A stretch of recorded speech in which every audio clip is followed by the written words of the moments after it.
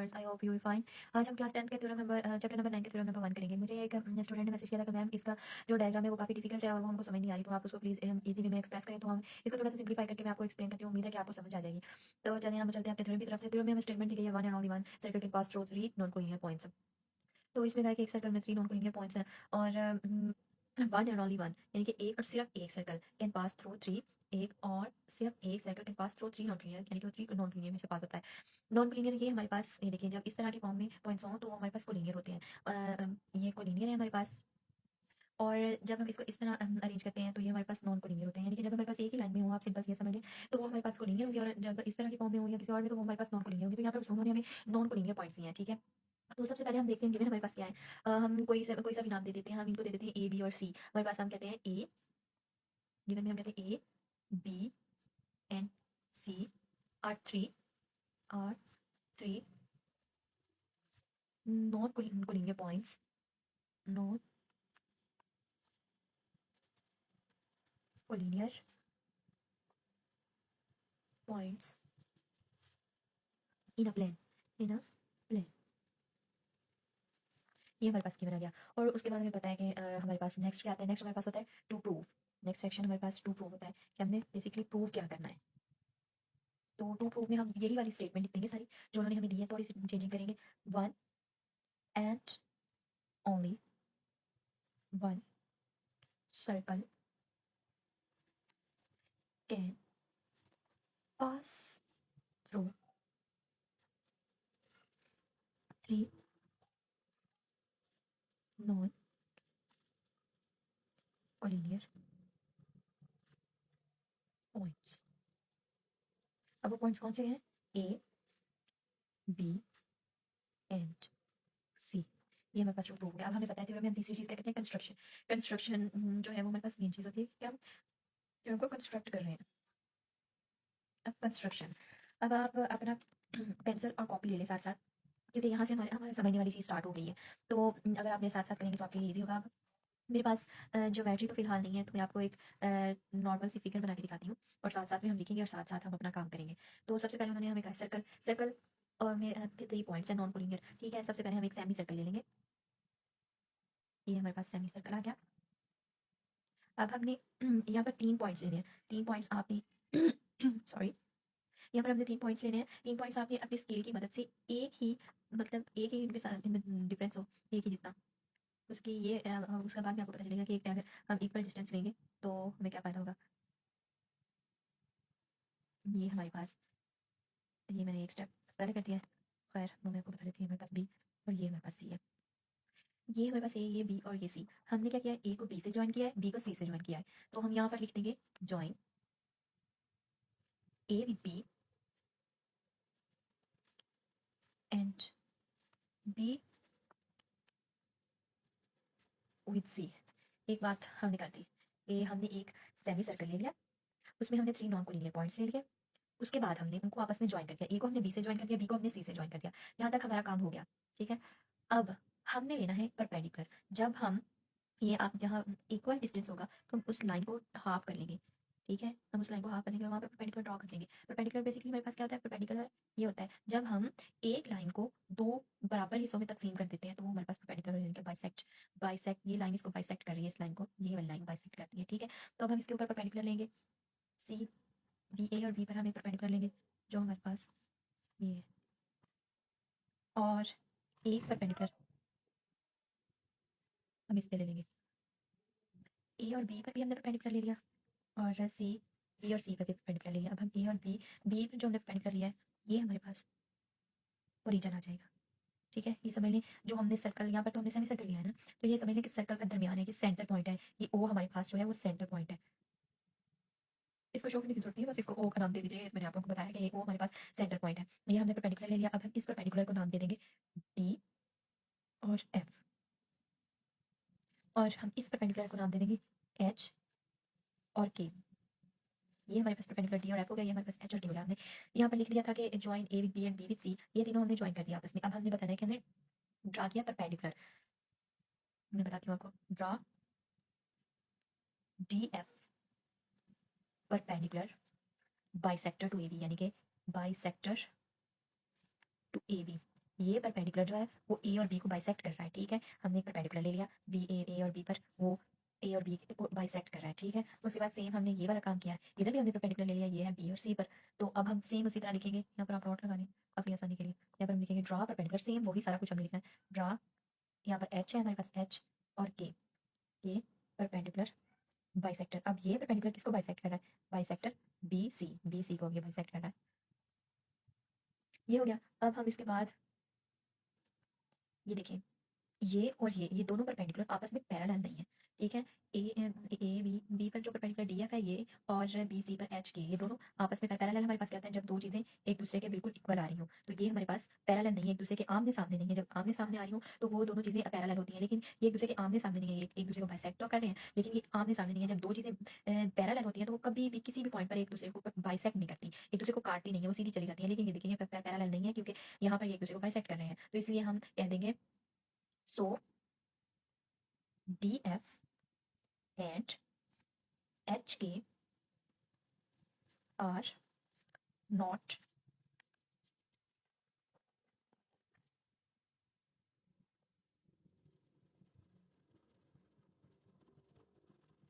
parallel and they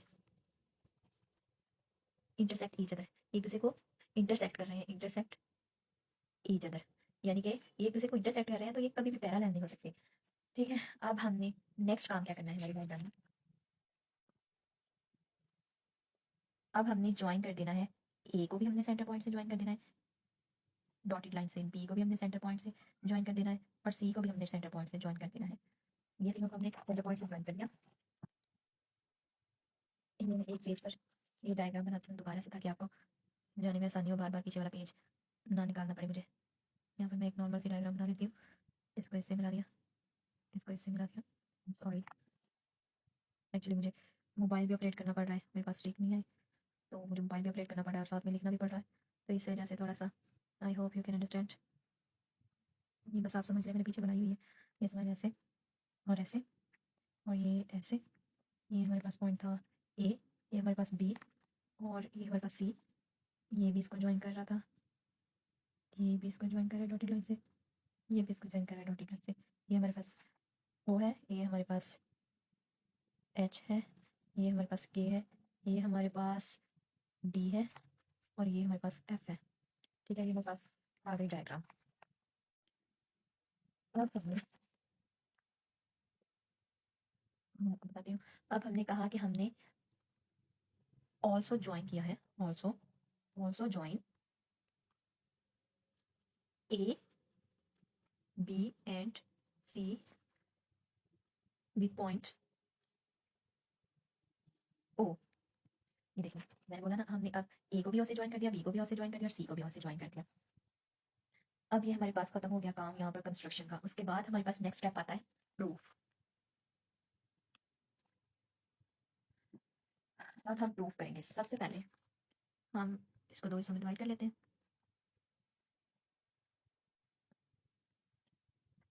अब हमने देखा कि, अब हमने डायग्राम में देखा कि ए और बी, इन दोनों पर डी और एफ जो है वो परपेंडिकुलर है, और ये एक दूसरे को इक्वी डिस्टेंस है, एक दूसरे के मतलब इसको बराबर हिस्से में तकसीम कर रहे हैं। ये मैं आपको बताती हूँ, एवरी पॉइंट हम लिखेंगे, एवरी पॉइंट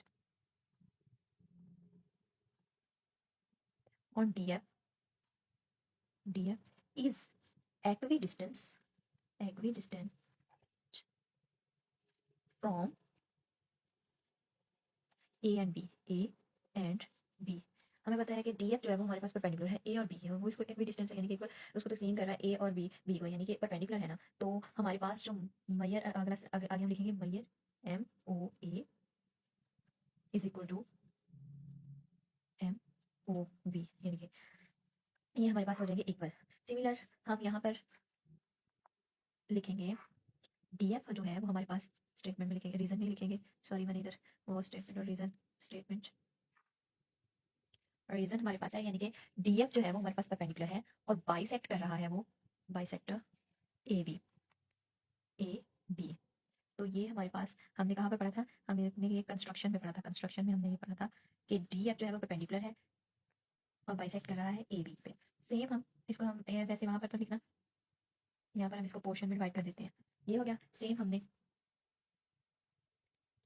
करना है एवरी पॉइंट, एवरी, अब हमने ये डी एफ के लिए कर लिया। अब हमने सेम सारा कुछ वैसे ही एच के लिए करना है। Every point on H K is equi distant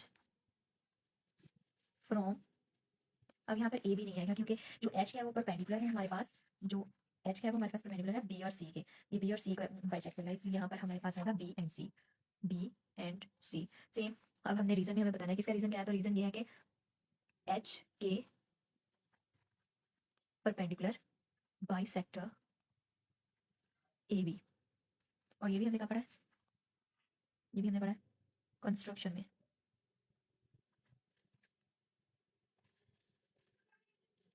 और यहाँ पर अब हमारे पास आ जाएगा M O B is equal to M O C. अब हम इसको इक्वेशन नंबर 1 का नाम दे देते हैं, इसको हम इक्वेशन नंबर 2 का नाम दे देते हैं। अब उसके बाद हमारे पास नेक्स्ट स्टेप में आएगा, ये हमने बता दिया एच के जो है वो परपेंडिकुलर है बी सी के, और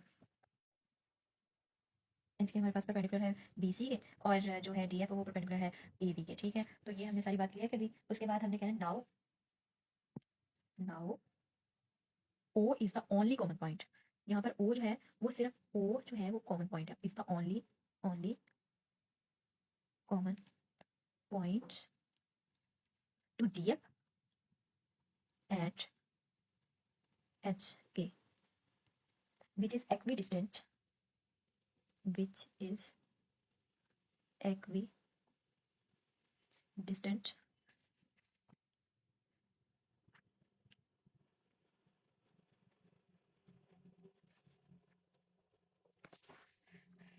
is equidistant from A, B and C। अब हमने बताया कि O जो है वो सिर्फ ओनली कॉमन पॉइंट है DF के लिए और H के लिए, क्योंकि ये एक दूसरे को बाइसेक्ट यहाँ पर कर रहे हैं, वो हमारे पास O है, ये दोनों परपेंडिकुलर एक दूसरे को जहाँ पर बाइसेक्ट कर रहे हैं वो O है, यानी कि सिर्फ O पर ये एक दूसरे से मिल रहे हैं, तो वो ही उसका ओनली कॉमन पॉइंट है। ठीक है, तो जो एक भी डिस्टेंस है जिसका डिस्टेंस ए और बी से सबसे बराबर है और सी से बराबर। अब हमने यहाँ पर इक्वेशन नंबर 1 में पढ़ा मेजर ओ M O A is equal to M O B, और एम ओ बी हमारे पास is equal to M O C. अब हमने इन तीनों इक्वेशन से जो नतीजा निकलता है वो लिख देना है, M O A is equal to M O B is equal to M O C, यानी कि M O A is equal to M O B है और एम ओ बी हमारे पास एम ओ सी के इक्वल है, यानी कि ये तीनों एक दूसरे के इक्वल ही है।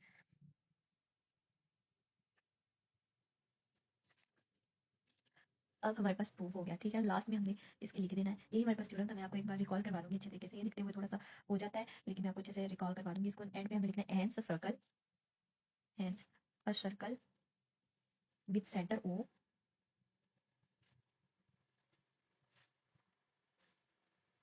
with radius OA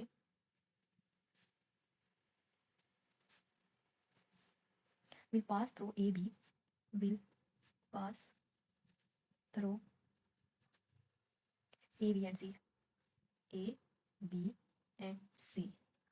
Ultimately, there is only, ultimately, there is only one circle, one circle which pass through three, which pass through three given points A, B and C। तो स्टूडेंट्स ये हमारे पास theorem था, तो ये हमारे पास theorem था students, one and only one circle can pass through three non collinear points, यानी कि थ्री नॉन कोलिनियर पॉइंट्स से वो पास होता है एक, सिर्फ और सिर्फ एक सर्कल। तो हमने गिवन में लिखा A B and C are three non collinear points, sorry यहाँ पर सी भी आएगा, and C are three non collinear points in plane, यानी कि ए और ए बी और सी हमारे पास थ्री नॉन कोलिनियर पॉइंट्स हैं एक प्लेन में। ठीक है, इसके बाद हमने टू प्रूव में गए, टू प्रूव में हमने one and only one circle, यही स्टेटमेंट स्टूडेंट्स आपने लिख देनी, और सिर्फ जो हमने लिए हैं ना, आप इनके कोई भी से भी नाम लिख लो जो आपकी बुक में है, या आप अपने पास से भी इनके नाम लिख लें, नाम का कोई इशू नहीं है, आप इसको कोई से भी वैल्यू असाइन नेम असाइन कर सकते हैं, A B and C. Okay, मैंने इनको A B and C name दे दिया, आप वो असाइन कर लेना जो आपकी बुक में होंगे। ठीक है, उसके बाद हमने कंस्ट्रक्शन में आ जाए, कंस्ट्रक्शन में कि हमने कैसे डायग्राम बनाएंगे। सबसे पहले हमने एक सेमी सर्कल ले लिया, उसमें हमने 3 पॉइंट्स जो है ना वो बना लिए ए बी और सी। उसके बाद हमने एक परपेंडिकुलर ड्रा किया जिसको हमने डी एफ का नाम दे दिया, जो कि ए और बी की लाइन को बाइसेक्ट कर रहा है, यानी कि उसके ऊपर वो परपेंडिकुलर है ए और बी पर। उसके बाद एच और के हमने एक और परपेंडिकुलर लिया जो कि हमारे पास बी और सी पर है। उसके बाद हमने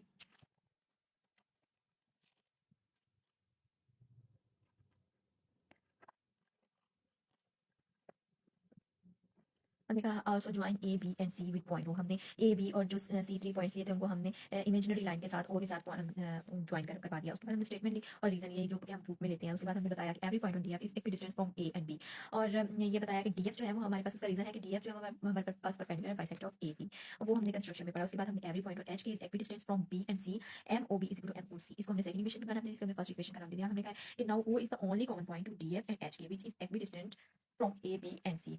उसके बाद हमें पता है जब M O A is equal to M O B है तो M O B is equal to M O C है, जिसका मतलब ये तीनों एक दूसरे के इक्वल आ जाएंगे, ठीक है।